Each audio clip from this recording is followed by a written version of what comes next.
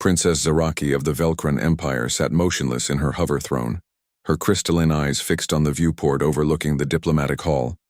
Below, ambassadors from 17 different species mingled, their bioluminescent skin, chitinous armor, and plasma-based forms creating a kaleidoscope of galactic diversity.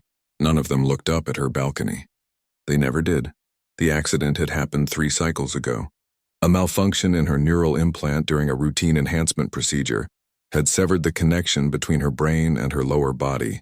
In a galaxy where genetic perfection was currency and physical prowess determined social standing, Zaraki had become invisible overnight.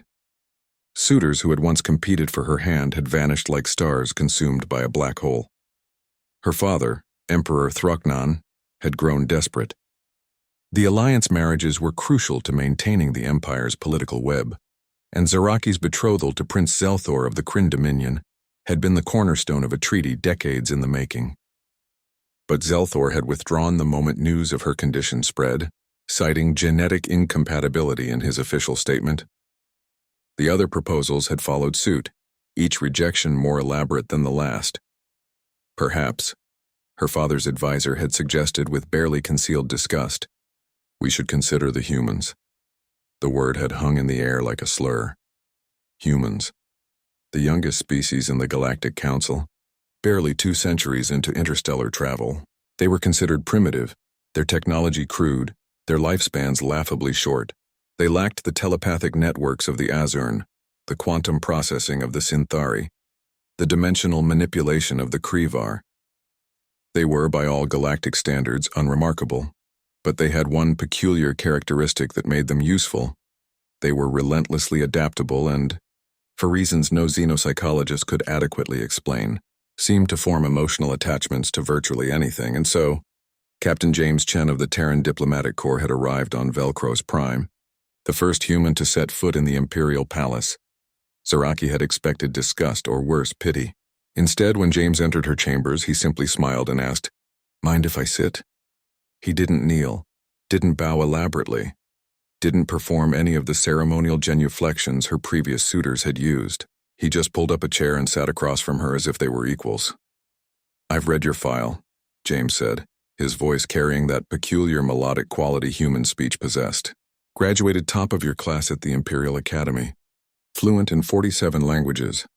Published 3 papers on quantum diplomacy before you were 20, and you play the crystalline harp." Zaraki blinked, surprised. No one had mentioned her accomplishments in years. Those things hardly matter now.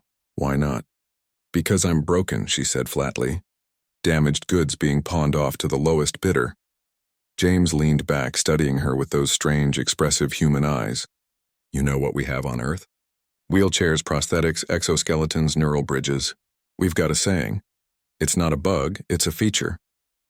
We've never seen disability as disqualification. We see it as a design challenge. Your primitive technology couldn't possibly try me."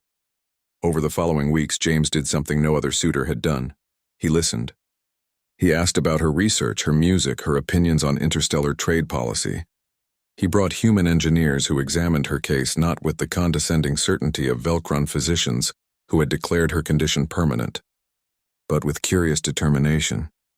"Your people tried to fix the neural implant," Dr. Sarah Martinez explained, her fingers dancing over a holographic display. "But you don't need to fix the implant. You need to bypass it entirely. Human spinal injury research has been working on this for centuries." "Centuries?" Zaraki asked. "You've had this problem that long?" "We've had it since we started walking upright," Sarah said with a wry smile. "And we never accepted permanent as an answer." 3 months after James's arrival, Zaraki stood for the first time in 3 years. The exoskeleton was sleek, almost invisible beneath her ceremonial robes, its neural interface designed by human and Velkran engineers working in collaboration. It responded to her thoughts as naturally as her body once had, but that wasn't what changed everything. What changed everything was the way James looked at her, both before and after. His expression hadn't shifted when she stood. He hadn't suddenly found her valuable because she could walk. He'd simply taken her hand and said, "Ready to try dancing?" The wedding was a spectacle. Representatives from across the galaxy attended. many out of curiosity about the charity marriage between the paralyzed princess and the human. They expected a somber affair, a political necessity dressed in ceremonial obligations. Instead, they witnessed Zaraki and James performing a traditional Velcron aerial dance, her exoskeleton augmented with flight capability that human engineers had added just for fun. They spun through the palace's ceremonial chamber, her laughter echoing off crystal walls, while James kept pace with a grace that surprised everyone, including himself. Emperor Thraknan watched from his throne, his expression unreadable. His advisor leaned close.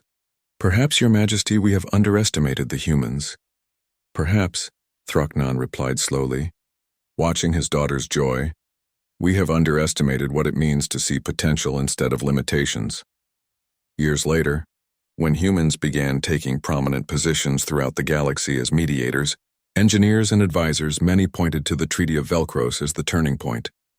But those who were there knew the truth. It wasn't a treaty that changed everything. It was a human who looked at a paralyzed princess and saw not what she couldn't do, but everything she could. And in doing so, he revealed what made humanity extraordinary.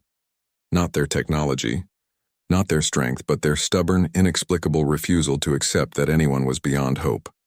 Princess Zaraki Chen, ambassador of the Terran Velcron Alliance, stood before the Galactic Council, her exoskeleton gleaming under the chamber lights, her husband beside her, and declared the opening of the first joint human-alien medical research facility.